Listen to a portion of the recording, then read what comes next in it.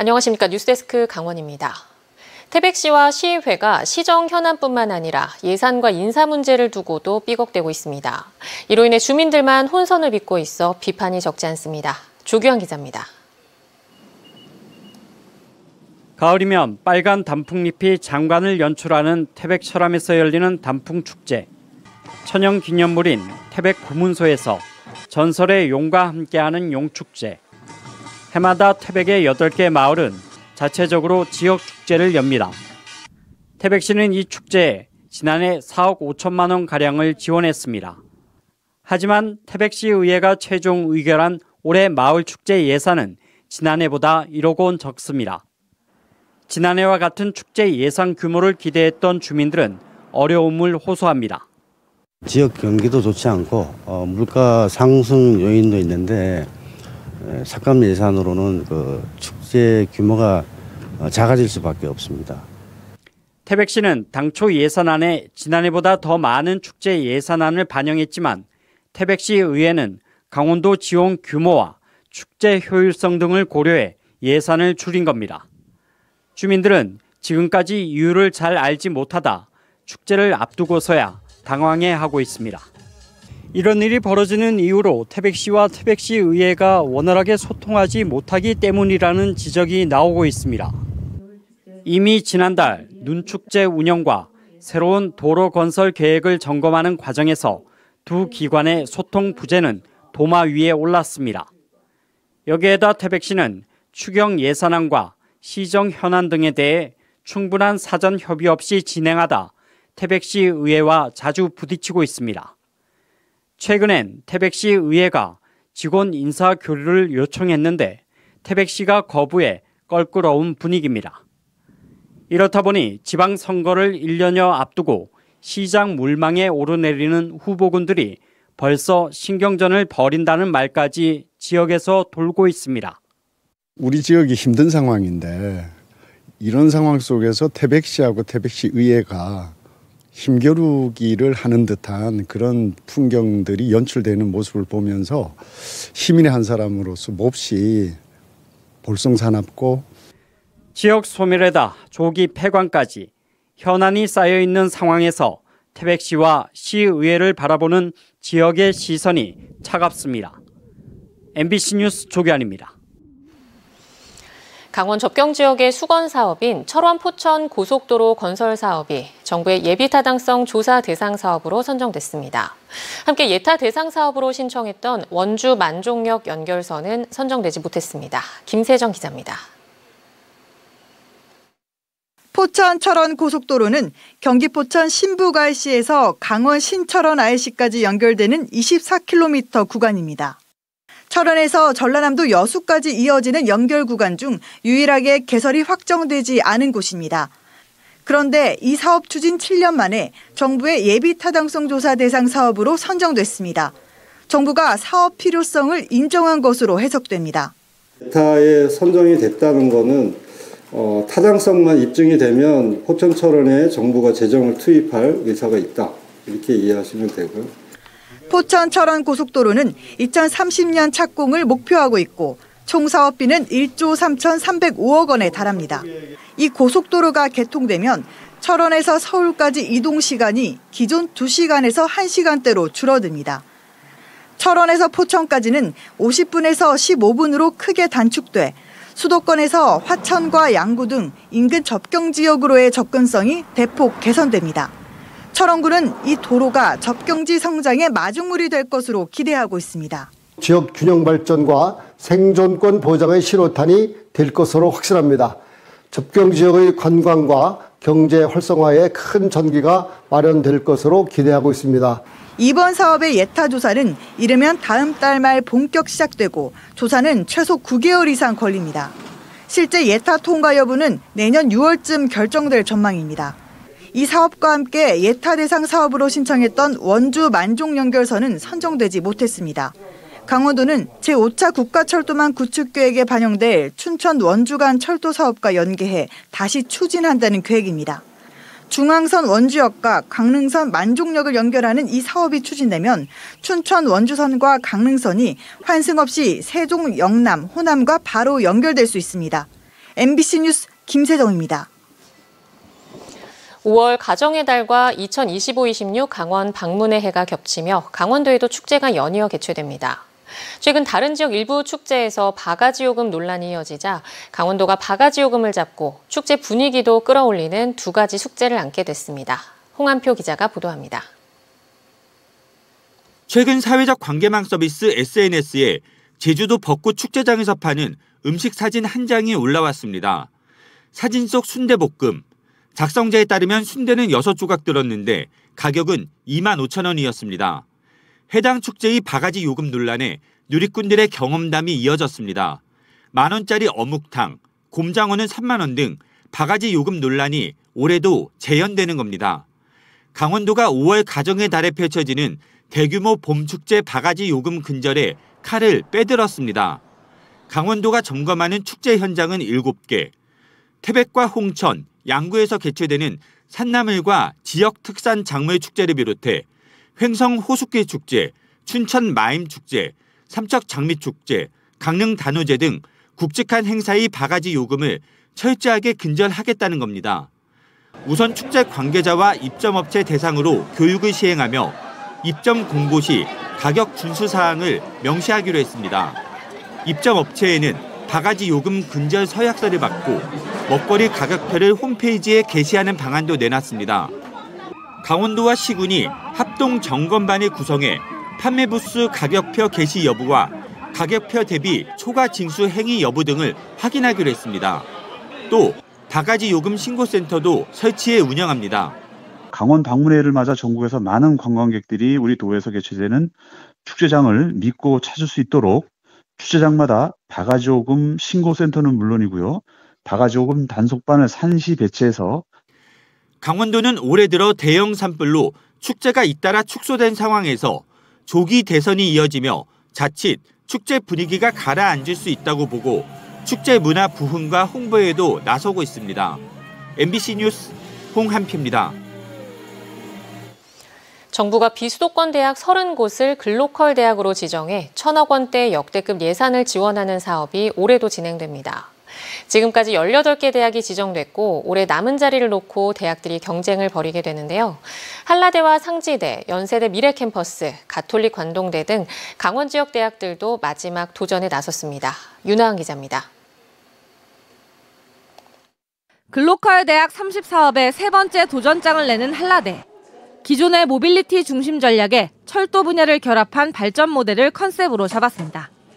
대학이 갖고 있는 연구, 교육 역량을 동원해 철도 모빌리티 인재를 키우고 지역 산업 구조의 고도화를 꾀합니다.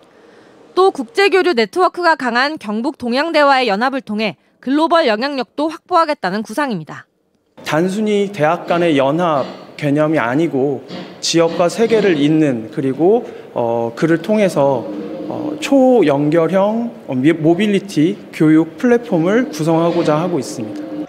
상지대는 인구 감소, 고령화 등 사회가 직면한 문제를 해결하는 대학의 역할에 주목했습니다. K-팝, K-뷰티, K-푸드 등 한류팬, 한인 기업 종사자, 한인 동포들을 대학으로 유치하고 고령 친화 대학으로 변모해 활동적인 고령자를 늘려 개인의 자아 실현은 물론 사회적 자산으로 삼겠다는 계획입니다.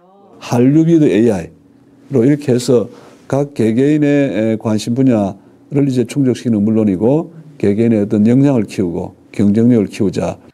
연세대 미래캠퍼스도 보건의료 특화 비전을 더욱 고도화하고 있습니다. 헬스케어 전문성을 바탕으로 지역 의료기기 산업의 AI 대전환을 주도하고 지역의 열악한 의료 접근성을 해소해 건강한 지역사회, 나아가 건강한 지구촌을 만드는 데 기여하겠다는 목표입니다. 가톨릭 관동대도 글로컬 대학 지정에 첫 도전장을 냈습니다. 강원 영동 지역에 적합한 산업을 육성하는 데 중추적 역할을 하고 인재 양성과 산학 연계를 통해 지역과 함께 성장하는 대학을 구상하는 것으로 알려졌습니다. 강원도에서 글로컬 대학 사업에 선정된 곳은 2023년 1차 지정 때 강원대와 강릉원주대 통합 모델, 한림대학교, 그리고 지난해 2차 지정 때는 한 곳도 없었습니다. 학생 수 감소와 지역 소멸로 존폐 위기에 처한 지역 대학들이 글로컬 대학 30사업에 사활을 걸고 있는 가운데 마지막 선정 결과는 빠르면 다음 달 예비 지정 결과부터 나올 전망입니다. MBC 뉴스 윤하은입니다. 조선왕조실록과 조선왕조 의궤를 직접 만나볼 수 있는 국립조선왕조실록 박물관이 완전한 모습으로 문을 열었습니다. 박물관이 있는 평창 오대산은 오대산 사고에 있던 실록과 의궤가 일제강점기에 일본으로 반출됐다 110년 만에 다시 돌아온 곳이어서 의미를 더하고 있습니다. 권기만 기자가 취재했습니다. 태조부터 철종까지 25대, 조선왕조 472년의 역사를 시간순으로 기록한 조선왕조실록입니다. 왕의 언행과 당시 사회상을 객관적으로 서술한 기록물로 대체 불가능한 고유성을 인정받고 있습니다. 왕실의 주요 의례를 글과 그림으로 상세하게 묘사한 의궤 역시 기록유산의 정수로 손꼽히며 실록과 함께 유네스코 세계 기록유산으로 등재됐습니다. 왕의 초상화인 어진을 그리는 과정에 있어서도 어진을 그리는 절차나 그 과정에서 소요된 물품 이런 것들이 전부 상세하게 기록으로 남아 있습니다. 조선왕조실록과 의궤를 직접 보고 체험할 수 있는 박물관이 오대산에 문을 열었습니다. 임진왜란 이후 실록과 의궤를 안전하게 보관하기 위해 건립했던 오대산 사고의 현대판입니다. 실록과 의궤 진본을 직접 볼 수 있을 뿐 아니라 어떻게 만드는지 오랜 세월 변형 없이 어떻게 보관해 왔는지도 보고 체험할 수 있습니다. 지역의 초등학교 학생들을 위해서 저희가 기록문화유산과 왕실문화에 대한 다양한 체험을 제공할 수 있도록 노력할 예정입니다. 일본으로 반출된 오대산 사고본을 110년 만에 원래 자리로 돌려놓은 감동의 스토리도 만나볼 수 있습니다. 월정사가 건립해 기부 체납한 박물관은 지난 2023년 개관한 이후 국가유산청의 보완 작업을 거쳐 전면 개관하게 됐습니다. 박물관의 전관 개관을 기념해 조선시대 실제 실록과 의궤가 있었던 오대산 사고의 역사와 의미를 되새기는 특별 전시도 마련됐습니다.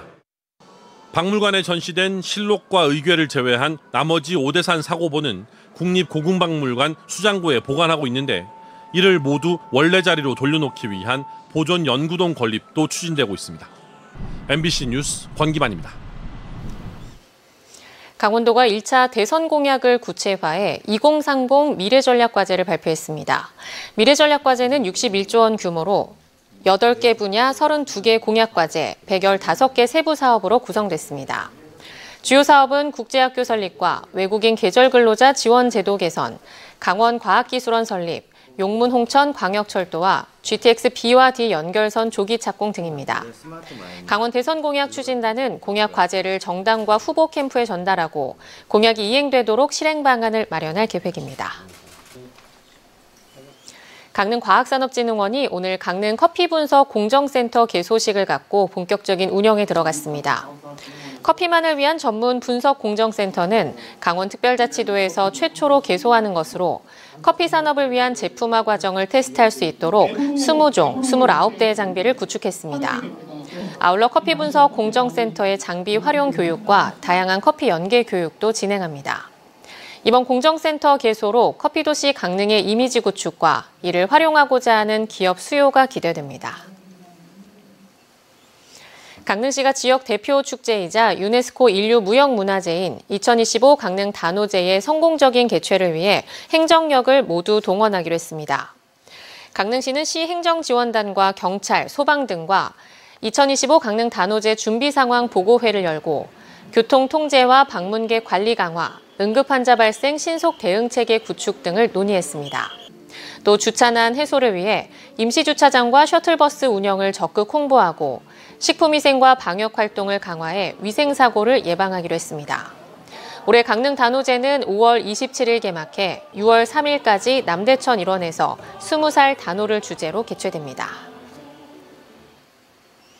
속초 영랑호 부교 철거와 관련해 철거비와 철거공법 산정 용역 예산이 오늘 본회의에서 통과됐습니다. 시의회는 이번 추가 경정 예산안에 일부 예산을 감액 대상으로 지정했지만 영랑호 부교 철거 공법 및 사업비 산정 용역 예산은 감액하지 않고 3천만 원 모두 통과시켰습니다. 다만 용역 과업 지시에 부교 존치 공법이 있는지 알아보는 내용도 추가해 철거가 아닌 존치 방안을 탐색해보겠다는 가능성을 열어도 논란이 예상됩니다. 양양군 공공산후조리원이 개원 후 1년 동안 모두 142명이 이용한 것으로 집계됐습니다. 지난해 5월 1일 개원해 24일 첫 산모 입소를 시작으로 운영을 시작한 양양군 공공산후조리원은 지난해 92명의 산모가 입소했고 올해는 현재까지 50명의 산모가 전문적인 돌봄 서비스를 받았습니다. 조리원에는 약 8평 규모의 독립 산모실 7개가 있고 특히 간호사와 마사지사, 조리사 등 전문 인력이 24시간 돌봄 서비스를 제공하고 있습니다. 강원도와 삼척시가 정부의 탄소 포집 활용 저장 기술 국책기관인 CCUS 진흥센터 유치에 나설 예정입니다. 강원도와 삼척시에 따르면 산업부와 한국산업기술진흥원은 이산화탄소 저장 활용법에 따라 정책 개발과 시장 조사 분석, 연구 개발, 창업 경영 지원 등을 맡을 국책기관인 CCUS 진흥센터를 다음 달까지 공모합니다. 최종 결과는 6월쯤 발표될 전망이며 CCUS 진흥센터 유치가 성사되면 2027년까지 194억 원의 국비를 지원받아 관련 사업이 추진됩니다. 강원뉴스 마칩니다. 시청해주신 여러분 고맙습니다.